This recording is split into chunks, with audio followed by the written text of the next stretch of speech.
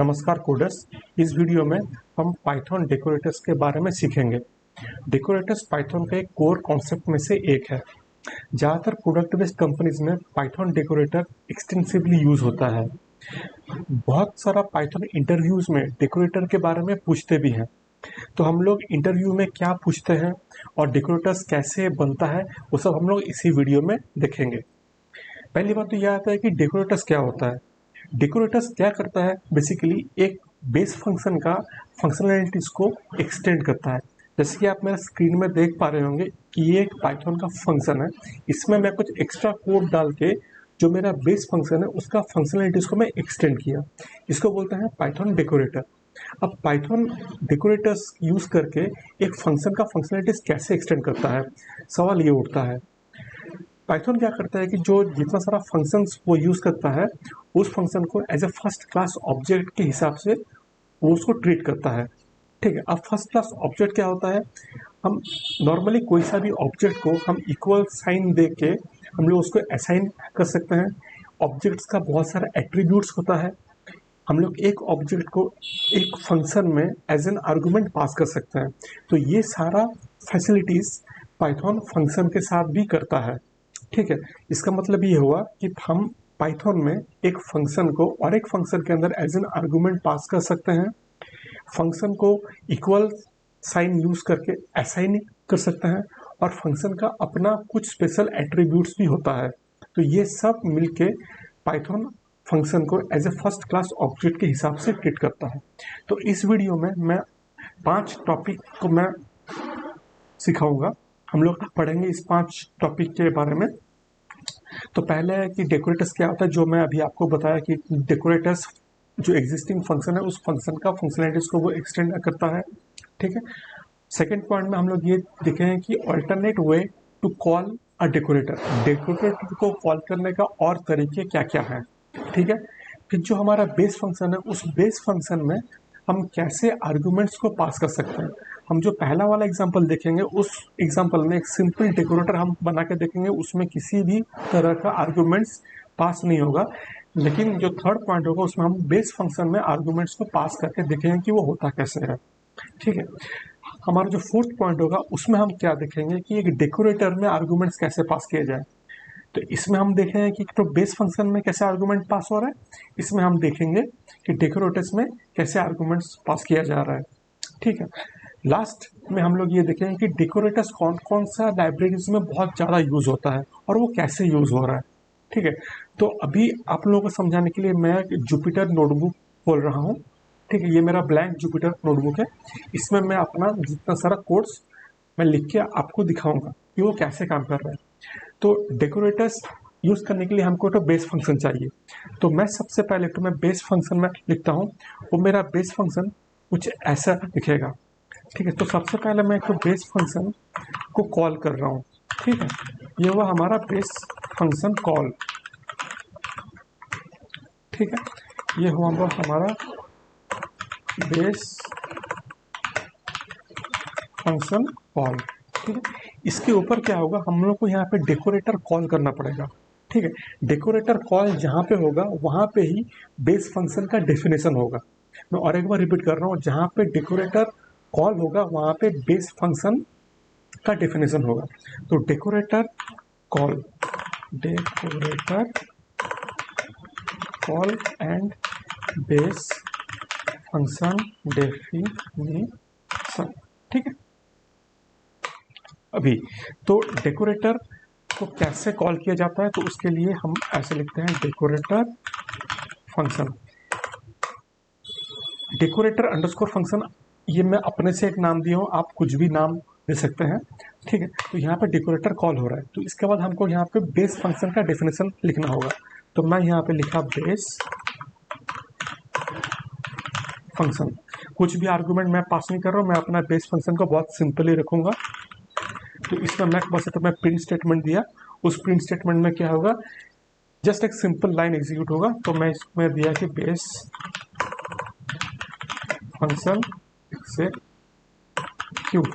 ठीक है, तो यहाँ पे हुआ हमारा डेकोरेटर कॉल और बेस फंक्शन का डेफिनेशन। अभी क्या करना होगा, हमको सबसे ऊपर में डेकोरेटर का डेफिनेशन लिखना होगा। ठीक है, तो यहाँ पे मैं कमेंट में लिख देता हूँ डेकोरेटर डेफिनेशन। ठीक है, तो डेफिनेशन कैसे शुरू होता है, डेफ कीवर्ड यूज करके, तो डेकोरेटर फंक्शन। ठीक है, यहाँ पे आर्गुमेंट में क्या जाएगा, जो हमारा बेस फंक्शन है, तो बेस फंक्शन यहाँ पे एज एन आर्गुमेंट पास हो गया।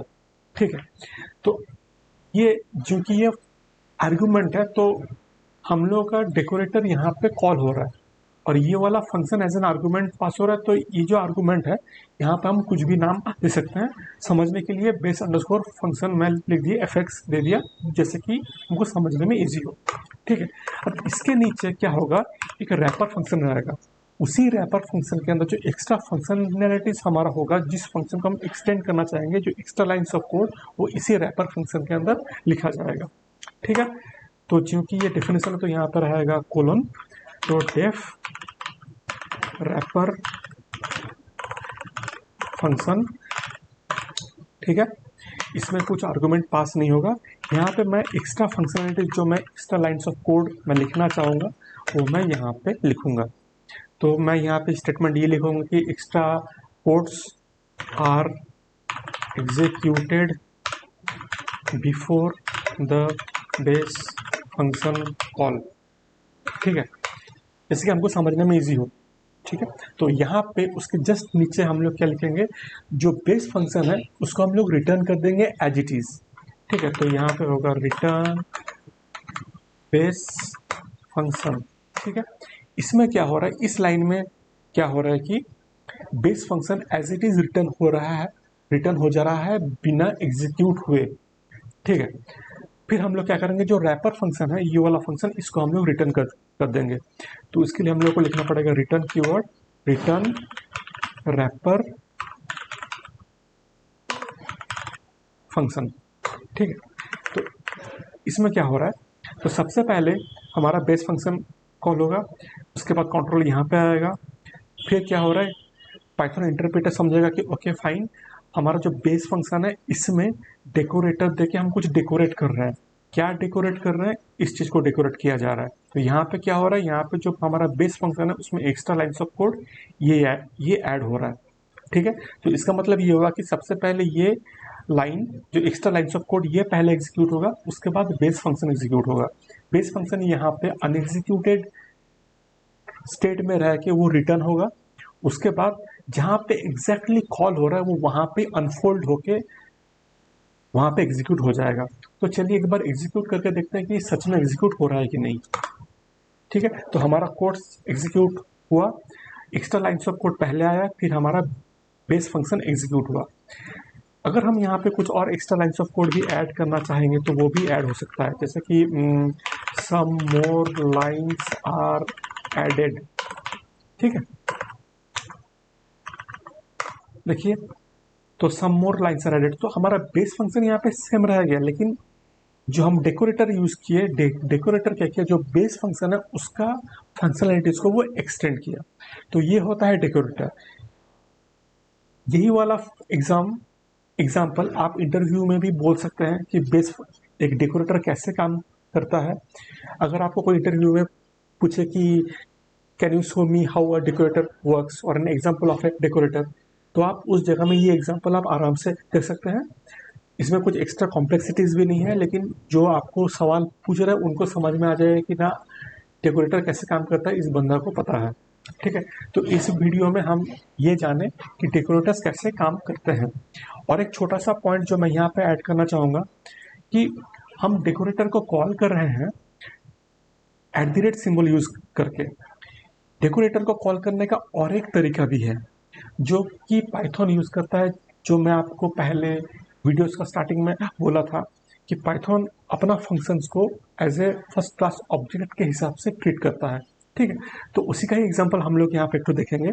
तो मैं वही डेफ बेस फंक्शन को मैं और एक बार डिफाइन कर रहा हूँ, डेफ बेस फंक्शन।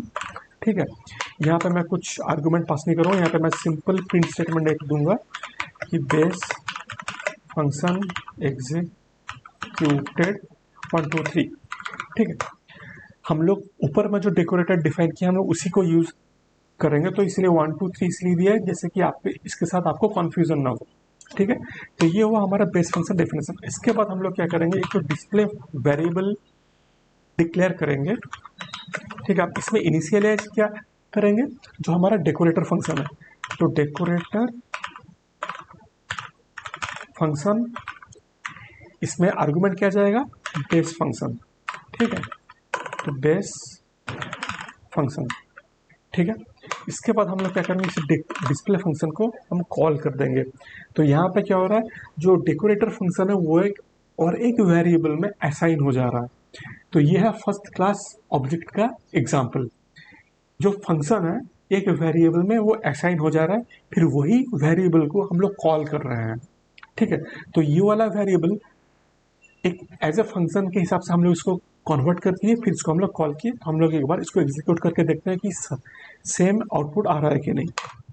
ठीक है, तो सेम आउटपुट आ रहा है, तो आप जान लिए कि डेकोरेटर्स को कॉल करने का और एक तरीका क्या है। तो डेकोरेटर को कॉल करने का ये एक तरीका है यूजिंग @ सिंबल, नहीं तो हम लोग ऐसे भी यूज कर सकते हैं।